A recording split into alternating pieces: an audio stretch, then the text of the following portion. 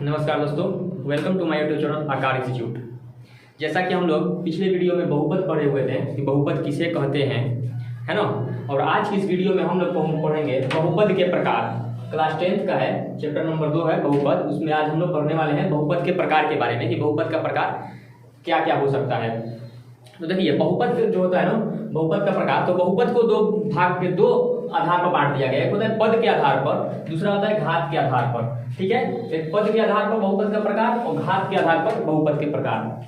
तो अब देखिए, यहाँ पर लिखा हुआ है कि पद के आधार पर बहुपद के कौन कौन से प्रकार हैं। जैसे पहला नंबर पर है एक पदी बहुपद। एक पदी, इंग्लिश में इसको बोलते हैं मोनोमियल्स। ठीक है, तो यहाँ से इस नाम से हमको पता चल रहा है कि उसमें कितने पद होंगे। तो क्या बोल रहा है, एक पद। क्या यहाँ से अर्थ पता चला हमको कि एक पद, एक पदी मतलब एक पद। तो क्या बोल सकते हैं कि वैसा बहुपद जिसमें सिर्फ एक ही पद हो उसे ही एक पदी बहुपद कहते हैं। अब जैसे में इसके लिए हम क्या लिख सकते हैं, जैसे में एक पद, ये हो गया, ये हो गया,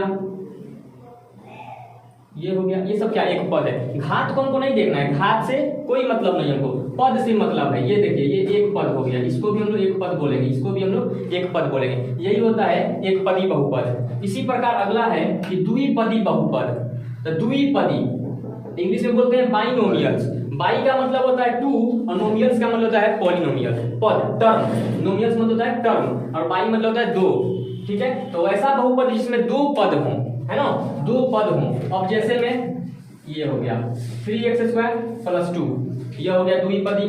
और क्या हो सकता है 4x + 6, ये हो गया द्विपदी बहुपद। और क्या हो सकता है 3x³ + 5, ये सब क्या है, द्विपदी बहुपद है। पद को देखना है, उसमें घात को नहीं देखना है, इसके पावर को नहीं देखना है, सिर्फ पद को देखना है। देखिए, एक पद ये और एक पद ये, तो कितने पद हो गए, दो पद। इसमें भी देखिए, एक पद ये और एक पद ये, कितने पद, दो पद। उसी तरह इसमें भी है, एक पद और ये एक पद, दो पद। ठीक है, ये हो गया द्विपदी। इसी तरह होता है त्रिपदी बहुपद, तो जिसमें तीन पद हो वैसा बहुपद जिसमें तीन पद हो उसको त्रिपदी बोलेंगे। ट्राई का मतलब होता है थ्री, अनोमियल्स का मतलब होता है टर्म। तो जिस बहुपद में तीन पद होते हैं उसको त्रिपदी बहुपद कहते हैं।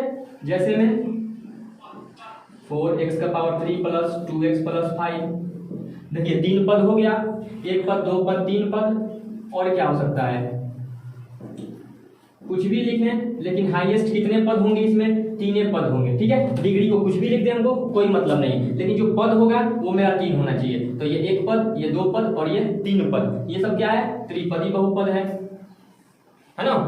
उसी तरह अगला है शून्य बहुपद। इसी तरह हम लोग आगे की तरफ बढ़ते चलेंगे। फिर अगला है शून्य बहुपद। अब देखिए, शून्य बहुपद नाम से ही पता चल रहा है क्या होगा, शून्य होगा। शून्य बहुपद शून्य ही होता है, जीरो।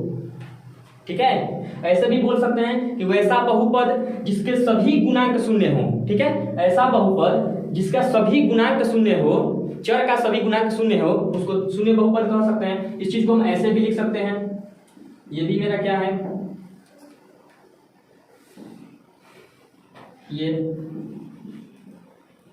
भी मेरा शून्य बहुपद है। देखिए, जीरो को अगर x² से अगर हम मल्टीप्लाई किए तो भी क्या आया मेरा, जीरो। फिर ये क्या हो गया, जीरो। फिर ये क्या हो गया, जीरो। सब किसी को ऐड किए, फिर क्या आ गया, जीरो। इसलिए शून्य बहुपद हमेशा शून्य ही होता है। ठीक है, अभी इसके बारे में एक और बात हम बताएंगे, पहले इस चीज को बता दें उसके बाद से। ठीक है, तो अब आते हैं, पद के आधार पर पढ़ लिए हैं, अब आते हैं घात के आधार पर बहुपद के प्रकार। देखिए, घात के आधार पर जैसे नंबर 1 पे क्या है, अचर बहुपद। अचर नाम से ही पता चल रहा है, अचर। ठीक है, कांस्टेंट बहुपद किसे बोलते हैं, ऐसा बहुपद जिसमें सिर्फ एक ही पद हो।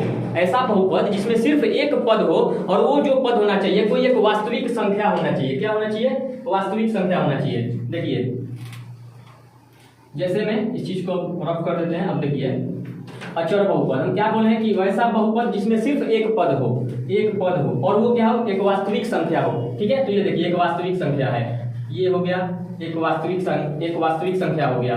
ठीक है, ये हो गया एक वास्तविक संख्या हो गया, यही मेरा अचर बहुपद है। दूसरा डेफिनेशन क्या हो सकता है कि वैसा बहुपद जिसमें चर का जो घात हो वो x⁻0 हो।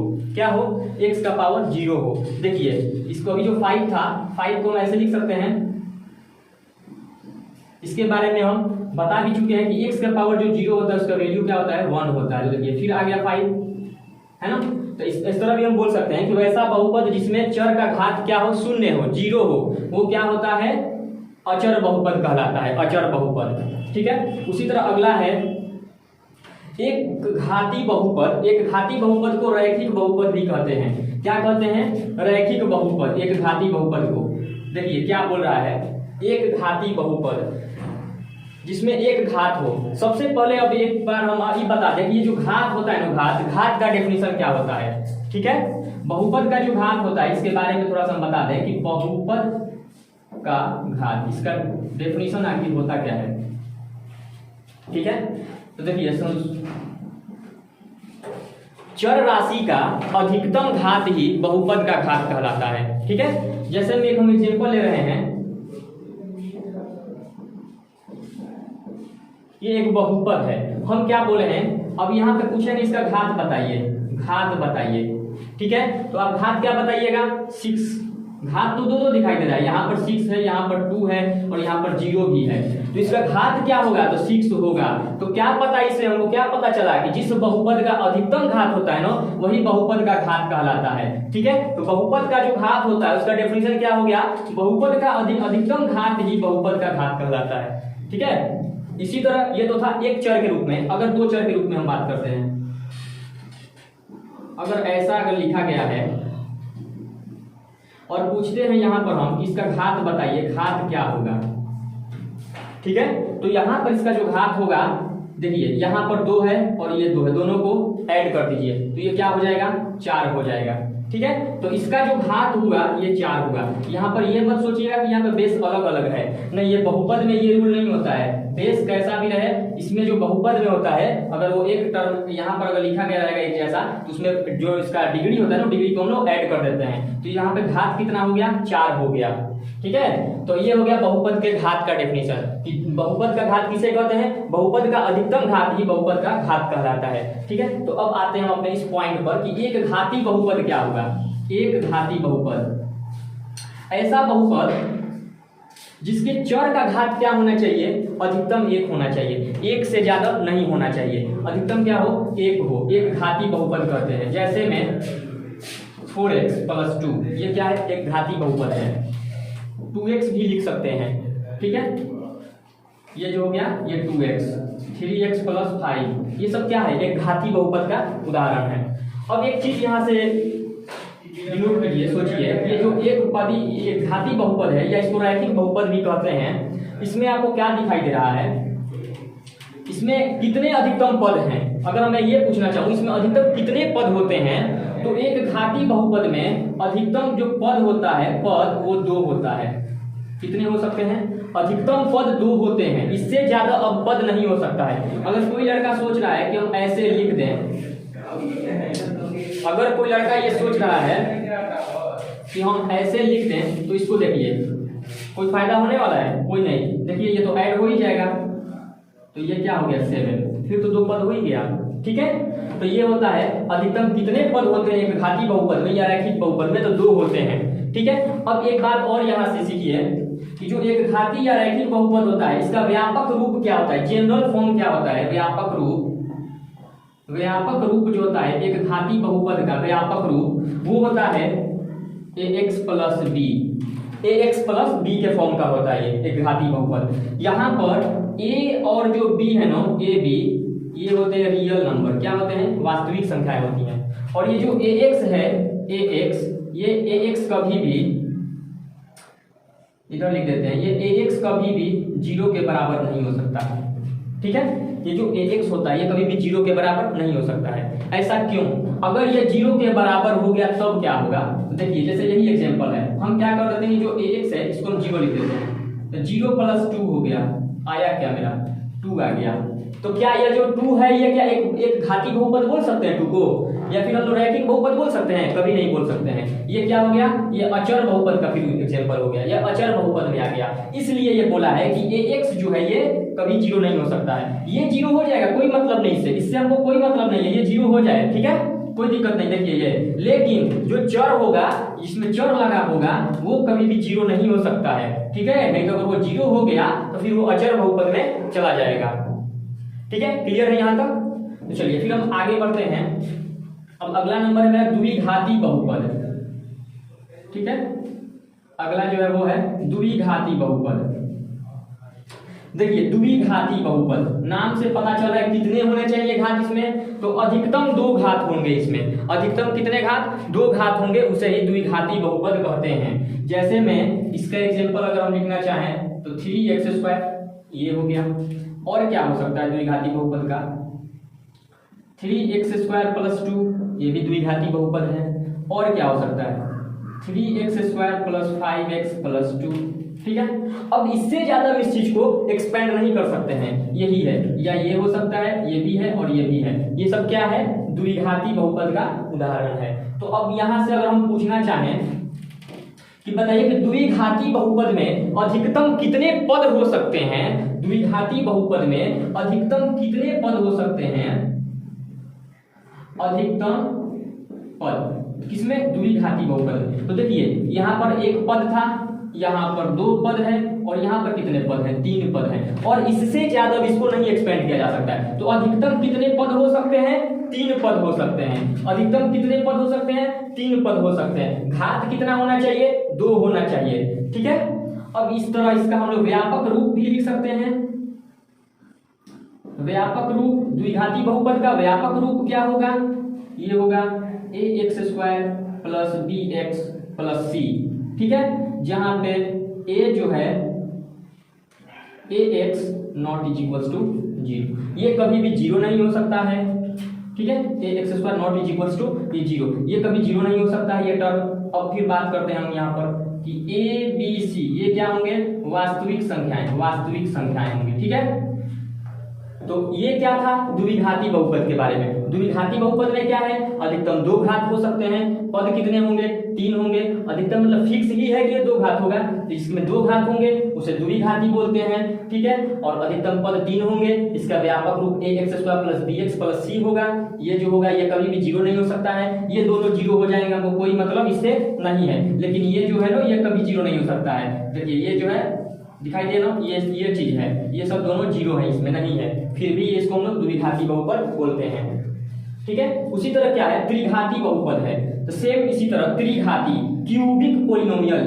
ठीक है, तो कितने घात होने चाहिए? 3 घात।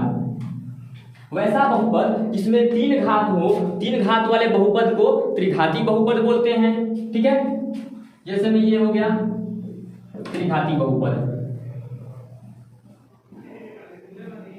ये हो गया त्रिघाती बहुपद, ये हो गया त्रिघाती बहुपद। ये सब क्या है? त्रिघाती बहुपद है। ठीक है, ये भी त्रिघाती बहुपद है।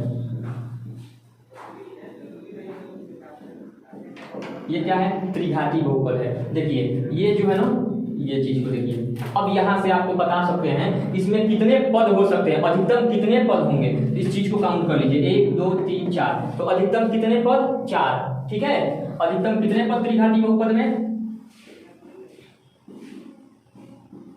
अधिकतम पद तो 4 होगा। ठीक है, त्रिघाती बहुपद में अधिकतम पद 4 हो सकता है, होगा।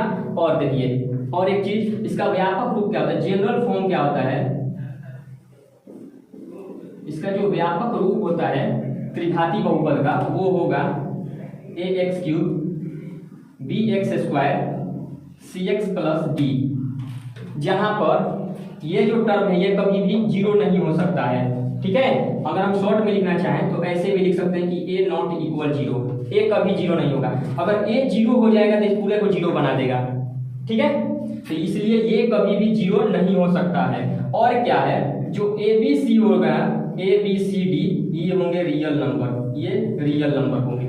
ठीक है, तो ये इसका व्यापक रूप होता है, जनरल फॉर्म होता है। ये कभी भी 0 के बराबर नहीं हो सकता है। और ABCD क्या होंगे? रियल नंबर होंगे, वास्तविक संख्या होंगे। अधिकतम 4 पद हो सकते हैं।